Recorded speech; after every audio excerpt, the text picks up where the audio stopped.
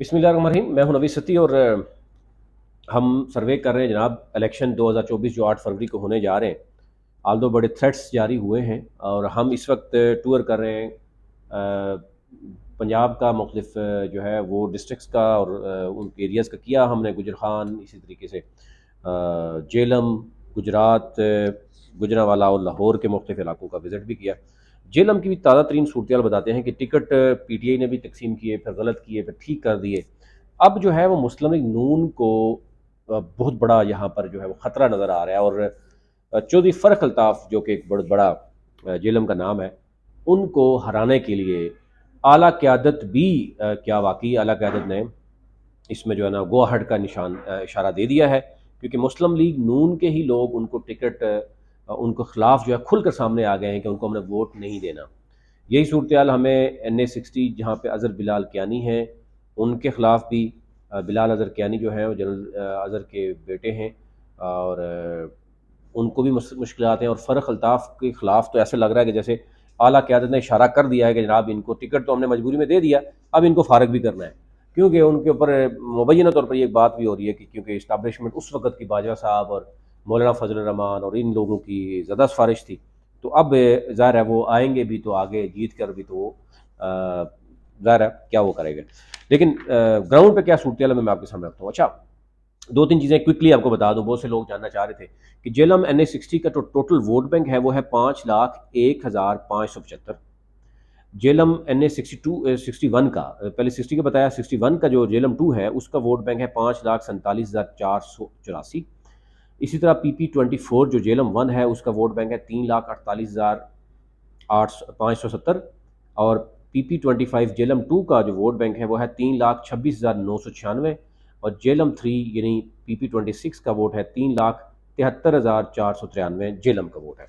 अब यहाँ पर मैं सिर्फ क्विकली आपको बताऊंगा, वैसे बहुत सी बता चुका हूँ, लेकिन इस वक्त मामला यह है कि जनाब मुस्लिम लीग नून को दोनों हलकों में NA60 और 61 में शदीद ख़तरा है और ग्राउंड पे कोई पोजीशन नज़र नहीं आ रही है। तहरीक इंसाफ के आल्दो के लोगों को उठाया भी जा रहा है, धमकाया भी जा रहा है, लेकिन यहाँ पर जेलम क्योंकि गढ़ रहा है पहले नून लीग का, लेकिन 2018 में यहाँ पर जो सफाया कर दिया गया था नून लीग का, और उसके बाद अब वही लोग चले गए थे मुस्लिम लीग नून में, और ये लग रहा था कि हो सकता है कि बहुत बड़ा कोई सरप्राइज़ दिया जाए। लेकिन अपने ही लोग ज़रा नून लीग की जिन लोगों ने कुर्बानियाँ दी हैं गुज़श्ता 2018 में, उससे पहले, अगर वही लोग आज भी कुर्बानी देंगे तो फिर उनकी सियासत तो ख़त्म हो जाती है, वो क्या कहते हैं बढ़ जाती है सियासत। तो इसलिए वो अब समझ रहे हैं कि सियासत उनकी बढ़ रही है, तो इसलिए उसको हमने निकालना भी है किसी तरीके से, तो वो गुस्सा निकाल रहे हैं।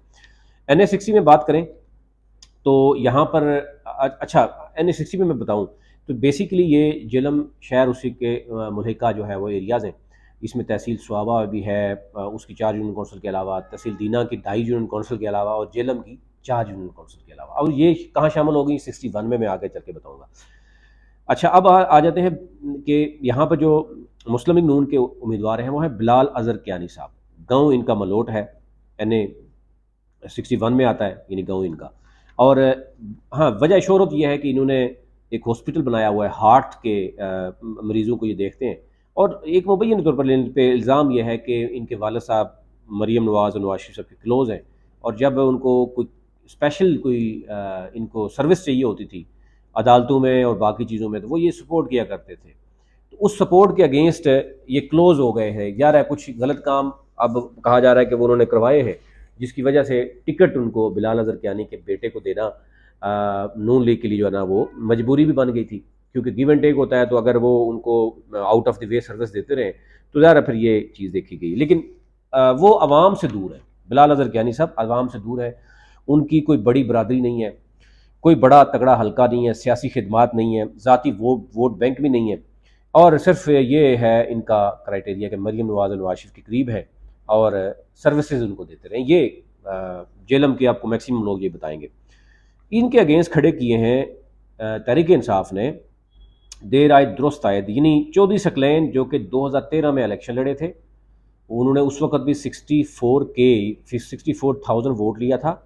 और 2013 में जब तहरीक इंसाफ पंजाब में कितनी थी आपको पता ही है, तो उस वक़्त ये है कि अब उनके साहबजादे हैं यहाँ पर हसन अदील एडवोकेट हैं, बैरिस्टर हैं, बैरिस्टर हसन अदील, उनको यहाँ पर खड़ा किया गया है।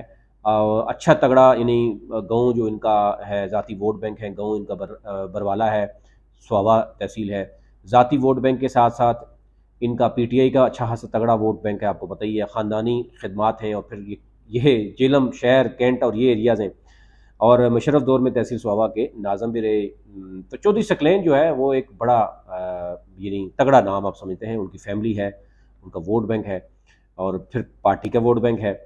तो ये एक बहुत बड़ा सरप्राइज़ जो है यहाँ पर बिलाल अज़हर कियानी को बड़ा मिल रहा है कि उनके नीचे जो PP24 है, 25 और 20 यानी मिक्स है। 24 और 25 का आधा हिस्सा है, क्योंकि 3 सूबाई असम्बली की नशस्तें हैं, 2 नेशनल की हैं, तो इसलिए आप समझें कि 25 तो हाफ हाफ हो जाएगी। तो यहाँ पर आप ये देखें कि जो यावर कमाल है, IPP की टिकट उनके पास है। तो नून लीग यहाँ पर अगेन जो है वो मार खा रही है। नून लीग ने आज़ाद खड़े कर दी यहाँ पर भी PP24 में भी जो हम देखें तो मुकाबला जो है वो नून लीग PTI, नून लीग के जो आज़ाद लोग हैं यानी 2 बंदे खड़े हैं वो इकट्ठे हो गए, और यहाँ पर PTI और फिर यावर कमाल यानी IPP का मुकाबला है। तो एक तो यहाँ पर यह है कि वोट जो है वो डायरेक्टली अज़हर बिलाल कियानी के लिए हो ही नहीं रहा, मिल ही नहीं रहा उनको। अच्छा, अब यहाँ पर 2-3 चीज़ें आपको मैं वो करवा दूँ। एक तो यह है कि PP जो 60 है, NA60, उसमें 24 और 25 यानी उसमें आता है, तो ज़रा उसमें चीज़ें आती हैं। इत्तेहाद तो मैंने बता दिया आपको, यावर कमाल साहब यहाँ पे मौजूद है। तो नून लीग का जो वोट है वो नीचे तकसीम हो रहा है, यानी IPP के नून लीग के वोट में ले रहे हैं, तो IPP का कोई वोट नहीं है ना, नून लीग का वोट लेना है। और यावर कमाल नून लीग के उम्मीदवार यानी मुश्तरका उम्मीदवार हुए IPP के। तो यहाँ पर नून लीग के महर फयाज और राजा अवैस खालिद भी सरप्राइज दे रहे हैं। वो कह रहे हैं नून लीग के यानी आला क़यादत है, उनको कहा है कि आप लड़ें, आप जीत गए तो आप हमारे साथ आ जाएंगे। तो PTI को यहाँ पर ये एज ज़रूर है, यानी जो बैरिस्टर हसन अदील हैं उनको ये एज ज़रूर हासिल है कि यहाँ पर उनका जो PTI का उम्मीदवार है, तो उसको ज़रा ये एज ज़रूर है कि वहाँ पर डिवाइड इतना ज़्यादा नहीं होगा, ये तगड़े भी हैं। तो यहाँ पर भी उनको सरप्राइज़ दिया जा सकता है, मुकाबला इन तीनों के दरमियान होगा। अच्छा जी, 25 की बात करें तो यहाँ पर भी यानी सरप्राइज़ मिल सकता है। यहाँ पर जो है PTI की यासर महमूद कुरैशी हैं, क्योंकि आपको पता है शहर का हल्का है, और प्रेसिडेंट हैं सिटी के। अच्छा, वर्कर्स भी इनके साथ हैं। यहाँ चौधरी नदीम खादम हैं, गुजर हैं इस हल्के में।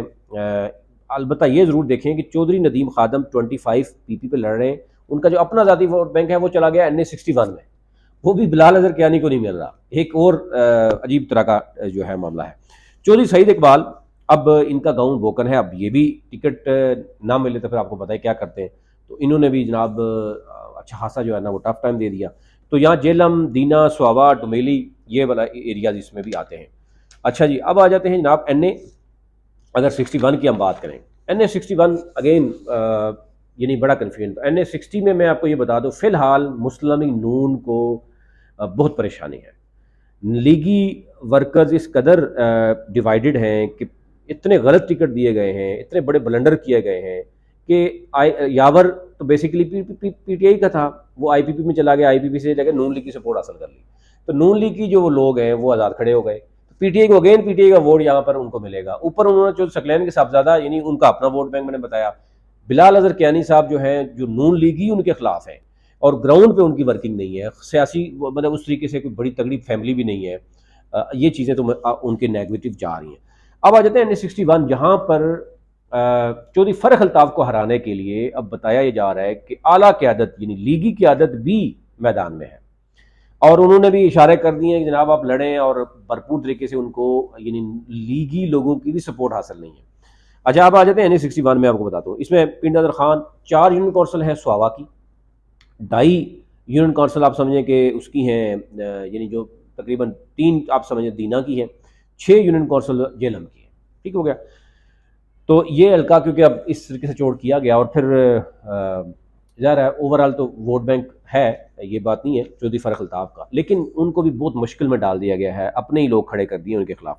यहाँ पर एक तो चीज़ यह है कि जो PTI के हैं कर्नल रिटायर्ड शौकत इकबाल, पहले टिकट तो गलत दे दिया गया, गुलाम मुस्तफ़ा कदवाल एडवोकेट थे। अब टिकट ठीक दिया है, लेकिन टाइम थोड़ा सा गलत कर दिया है, चीज़ें थोड़ा सा लेट कर दी हैं, जिसकी वजह से काफ़ी काम ख़राब हो। एक तो ये ज़िला नाज़म जो इनके वालिद थे, मेंबर ज़िला नाज़म रहे हैं जेलम के, बड़ी तगड़ी बरादरी है, बड़े पुराने यानी मंजे हुए सियासतदान समझ जाते हैं इनके। मसला अब यहाँ के है ये है कि इनकी जो बाकी जो मिर्ज़ा फैमिली है वो भी इनके साथ है, लेकिन इनके करीबी एक रिश्तेदार भी हैं। वो अब टिकट पहले गलत हुआ तो उन्होंने ज़बान दे दी फ़र्रुख अल्ताफ़ को, मिर्ज़ा सईद महमूद बेग जेहलमी, और ये 2013 में भी इलेक्शन लड़ चुके हैं। ये भी 60,000 प्लस यानी 67 के जो है इन्होंने वोट लिया था। अब ज़ाहिर है उसके बाद जो भी चीज़ हुआ पीपल्स पार्टी के गए जो इधर भी गए, लेकिन वज़ाती वोट बैंक है, कदकाठ है, असर रसूख है, फवाद इसके साथ रहे भी हैं, यानी जो चौधरी फ़र्रुख अल्ताफ़ के वालिद साहब के साथ भी इनके बड़े तल्लक रहे। तो यहाँ पर एक तहरीक इंसाफ को ये ज़रूर होगा कि कल रिटायर्ड शौकत इकबाल मिर्ज़ा साहब अगर तो मिर्ज़ा सईद महमूद बेग साहब को उठाने में कामयाब रहे, साथ मिलाने में कामयाब रहे, तो डेफिनेटली ये बड़ा तगड़ा हो जाएगा। लेकिन अगर वो पहले ये बात कर चुके हैं कि वो फ़र्रुख अल्ताफ़ को सपोर्ट करेंगे, तो ज़ाहिर है फिर ये उनके लिए मुश्किलात हो सकती हैं। लेकिन इसके साथ साथ मैं आपको बताऊँ हो क्या रहा है यहाँ पे फ़र्रुख अल्ताफ़ के लिए जो सबसे ज़्यादा मुश्किलात हैं वो भी आपके सामने रखता हूँ। इसमें दूसरी राय नहीं है कि फ़र्रुख अल्ताफ़ जो है वो चौधरी फ़र्रुख अल्ताफ़ साबिक़ गवर्नर जो है चौधरी अल्ताफ़ हुसैन के बेटे भी हैं, बहुत सी चीज़ें हैं। लेकिन एक चीज़ मैं आपको बता दूँ कि एक तो ये है कि जो इनके खिलाफ नेगेटिव चीज़ें चल रही हैं, राजा बरादरी जो है राजा मतलूब मेहदी जो है, टिकट ना मिलने के बाद एक तो उन्होंने अपने भाई को खड़ा कर दिया, और भाई को खड़ा कर दिया, और अगर जो बताया जा रहा है कि वो बैठ भी जाएंगे लेकिन गुस्सा उनके अंदर से नहीं जाएगा, वो वोट कभी भी खुलकर उनके लिए मांगेंगे नहीं, यानी ये वो ज़रूर डंड डालेंगे।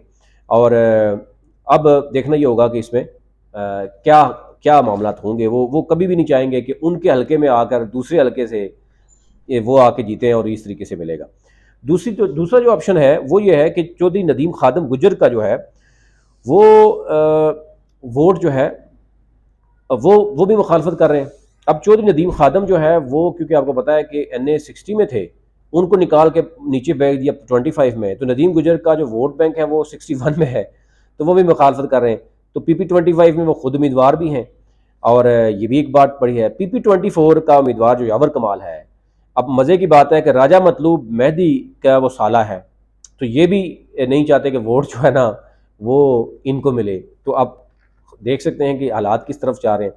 फिर नून लीग ने जिनको टिकट दिए हैं वो अब वोट उनको देना नहीं चाह रहे, मतलब सपोर्ट उनको नहीं कर रहे। टिकट तो दे दिए हैं, सपोर्ट उनको नहीं मिल रही। सपोर्ट जो है, अगर अब ये कहा जा रहा है कि मतलब जो यहाँ पे मुस्लिम लीग नून हारेगी, तो जाहिर है ये मियाँ बरादरान इसमें ज़िम्मेदार भी होंगे। अब दूसरी तरफ ये भी कहा जा रहा है कि कुछ लोग ये समझते हैं और कह रहे हैं कि हमें इजाज़त मिल गई है, हमें इजाज़त मिल गई है कि जनाब हमने किसको जो है वो वोट देना है, किस किस ने आज़ाद लड़ना है। तो ये यहाँ पर बड़ी ख़तरनाक चीज़ें जो चल रही हैं। अब एक तो ये भी कहा जा रहा है कि जो इसमें मरकज़ी मुस्लिम लीग नून है, मरकज़ी जो है वो प्लानिंग भी नज़र आ रही है कि वो शायद फ़र्रुख अल्ताफ़ को इस अब की बार ठिकाना लगाना चाह रहे हैं। शायद वो उनको असम्बली में नहीं देखना चाह रहे, या वो समझ रहे हैं कि ठीक है जो गलत डील हो गई है, क्योंकि जितने भी लोग हैं वो आज़ाद खड़े कर दिए गए हैं। तो अब जब आज़ाद खड़े हो जाएंगे और वोट टूट जाएगा, लोग मुतनफ़र हो जाएंगे, तो फिर आप एंड में बैठ भी जाते हैं लेकिन उनके जहन में ये चीज़ें होती हैं, तो वहाँ बैनर्स भी एक दूसरे के हल्के से अगर फड़े जाते हैं तो वो एक अलग बात है। लेकिन फ़र्रुख अल्ताफ़ क्योंकि उन्होंने दोनों हल्कों का कहा था, वो ये समझते थे कि वो एक बड़े सियासी जो है वो फैमिली से उनका ताल्लुक़ है, और लेकिन अब जो है उनके लिए तमाम लीगी सपोर्ट कर लेंगे। तो यहाँ पर एक चीज़ ज़रूर है कि उनके लिए बड़ी सरप्राइज़ भी उनको मिल सकता है। अब देखना ये होगा कि वो किस हद तक जो है वो जाएंगे और उनको सपोर्ट मिलेगा नहीं मिलेगा। फिर इसके साथ साथ ये भी बताया जा रहा है कि पीपल्स पार्टी की जो सूबाई मजबूत उम्मीदवार हैं चौधरी नज़र गोंदल एडवोकेट, उनका तल्लक भी जाट बरादरी से है, और ये कहा जा रहा है कि शायद वो ऊपर वाला वोट जो है फ़र्रुख अल्ताफ़ को देंगे।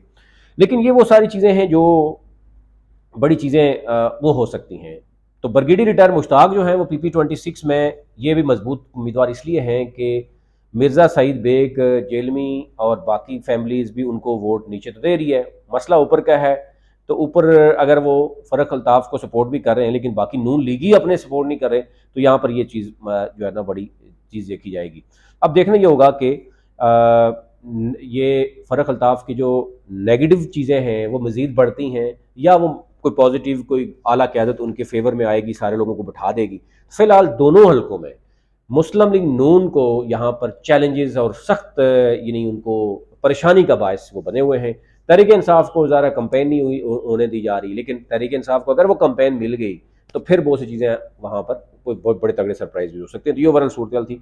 आपसे रिक्वेस्ट ये होगी कि हमारा जो ग्लोबल ऑब्जर्वर नेटवर्क है उसको फॉलो कीजिए।